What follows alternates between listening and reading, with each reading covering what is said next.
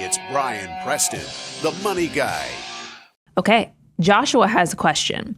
Do you think you all could speak to no penalty CDs? Given the market volatility and interest rate, would these be a good place to store cash or even an emergency fund?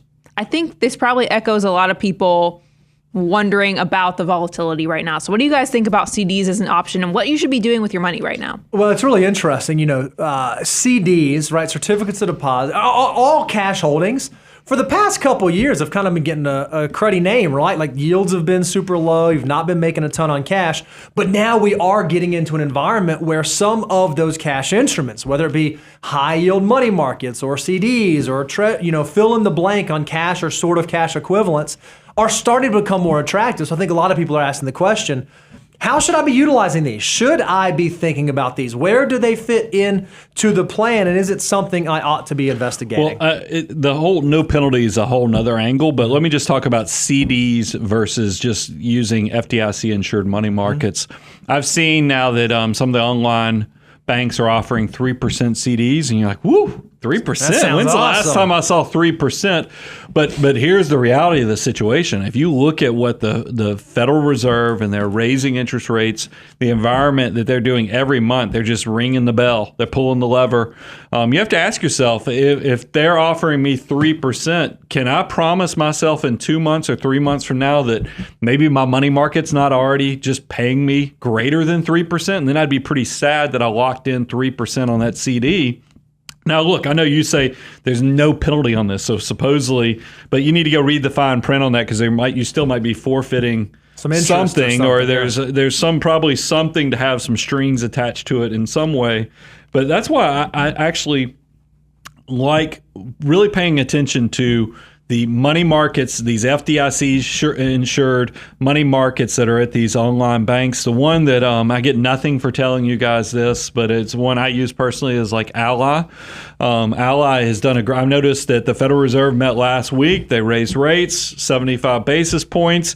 Guess what I got 2 days later was, now they didn't give me 75 basis points, but Ally did send me an email saying, guess what? Your rate's going up again. I think we're up to 2.1% now on that, and I wouldn't be surprised in the next 2 weeks because they seem to like, maybe they're on this hedonic treadmill type thing of really spreading out my interest rate increases because it feels good. But I love that they're at least proactive, whereas unfortunately the brick and mortar banks, I think they're still paying like 25 basis points or 0.25% or 0.3. And that's very frustrating. I know we love the actual relationship we have with our brick and mortar banks when we have business needs or other things, but they're always struggling to keep pace with the online FDIC insured banks on getting that maximum yield with your cash reserves.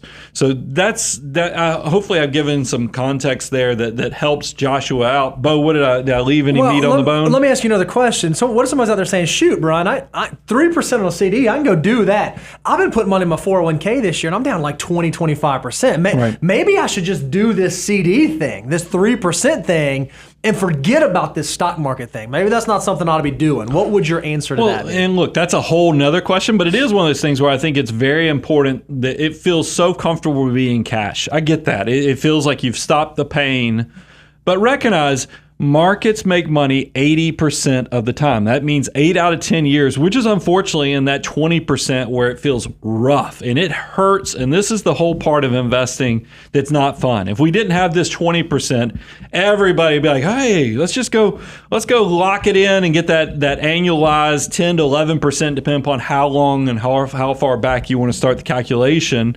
That doesn't work. We know long term, we'll get back to normalized because the economy's innovating, it's growing. This is a great thing about the long-term investment concept, but you don't get to say long-term concept unless you're actually locking that money up for the 5 to 7 years. But I do want to caution people, if it is long-term in intent, don't go for the comfort of cash just because in the short term it's going to emotionally make you feel better.